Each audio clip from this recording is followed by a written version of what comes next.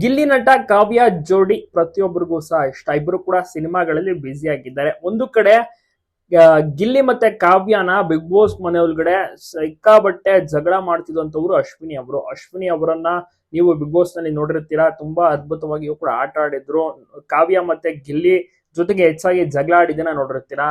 ಅತ್ತೆ ಮಗಳು ಅಂತ ಬಹಳಷ್ಟು ರೀತಿಯಲ್ಲಿ ಕಾಮಿಡಿ ಮಾಡ್ಕೊಂಡು ಗಿಲ್ಲಿ ಅವ್ರು ತಿರುಗಾಡ್ತಿದ್ರೆ, ಈ ಕಡೆ ಅಶ್ವಿನಿ ಅವರು ಗಿಲ್ಲಿಗೆ ಬೈಕೊಂಡು ಸಿಕ್ಕಾಬಟ್ಟೆ ಸೌಂಡ್ ಆಗಿದ್ರು, ಸೆನ್ಸೇಷನ್ ಆಗಿದ್ರು, ಕಾಂಟ್ರವರ್ಸಿ ಸಹ ಆಗಿದ್ರು.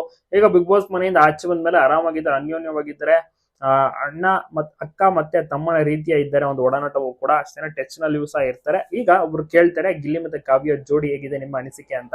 ಗಿಲ್ಲಿ ಮತ್ತೆ ಕಾವ್ಯ ಜೋಡಿಯ ಅನಿಸಿಕೆ ಅಂದ್ರೆ ಬಹಳ ಚೆನ್ನಾಗಿರುವಂತ ಒಂದು ಕ್ಯೂಟ್ ಪೇರ್. ಸಿನಿಮಾ ಒಂದ್ ಒಳ್ಳೆ ಏನಾದ್ರು ಕಾನ್ಸೆಪ್ಟ್ ಸಿಕ್ಕರೆ ಖಂಡಿತವಾಗಿಯೂ ಕೂಡ ಅವ್ರು ಮಾಡ್ಲಿ, ಇನ್ನಷ್ಟು ಒಳ್ಳೊಳ್ಳೆ ಸಿನಿಮಾಗಳನ್ನ ಮಾಡ್ಲಿ, ಇನ್ನಷ್ಟು ಎತ್ತರಕ್ಕೆ ಬೆಳೆಯಲಿ, ಬಿಗ್ ಬಾಸ್ ನಲ್ಲಿ ಚೆನ್ನಾಗಿ ಹೆಸರು ಮಾಡೋದು ಇದೆ, ಒಂದು ಹೆಸರನ್ನ ಕಾಪಾಡ್ಕೊಂಡು ಹೋಗ್ಲಿ. ಈ ಜೋಡಿಯನ್ನ ಜನರು ಇಷ್ಟಪಟ್ಟಿದ್ದಾರೆ. ಸೊ ಹೀಗಾಗಿ ಆ ಒಂದು ಜನರು ಇದಾರಲ್ಲ, ತುಂಬಾನೇ ಆಸೆ ಪಡ್ತಾರೆ ಈ ಜೋಡಿ ಒಟ್ಟಿಗೆ ಸಿನಿಮಾದಲ್ಲಿ ನಡೆಸಬೇಕು ಅಥವಾ ಒಟ್ಟಿಗೆ ಒಂದಾಗಬೇಕು ಅಂತ ಆಸೆ ಪಡ್ತಾರೆ. ಅವರ ಇಷ್ಟ, ಬೇಕಾದ್ರೆ ಆಗ್ಲಿ. ಪೇರ್ ಅಂತೂ ತುಂಬಾನೇ ಚೆನ್ನಾಗಿದೆ, ಅದ್ಭುತವಾಗಿ ವರ್ಕ್ ಆಗುತ್ತೆ. ಸಿನಿಮಾ ಮಾಡಿದ್ರೆ ಕ್ಲಿಕ್ ಆಗುತ್ತೆ ಖಂಡಿತವಾಗಿಯೂ ಕೂಡ ಇರುವಂತ ಒಂದು ಮಾತನ್ನ ಅಶ್ವಿನಿ ಗೌಡ ಅವರು ತಿಳಿಸ್ತಾರೆ. ಹೌದು, ಅಭಿಮಾನಿಗಳಿಗೆ ಈ ಜೋಡಿ ಸಿಕ್ಕಾಪಟ್ಟೆ ಇಷ್ಟ. ಟ್ರೆಂಡಿಂಗ್ ನಲ್ಲಿರುವಂತಹ ಜೋಡಿ ಕೂಡ ಹೌದು.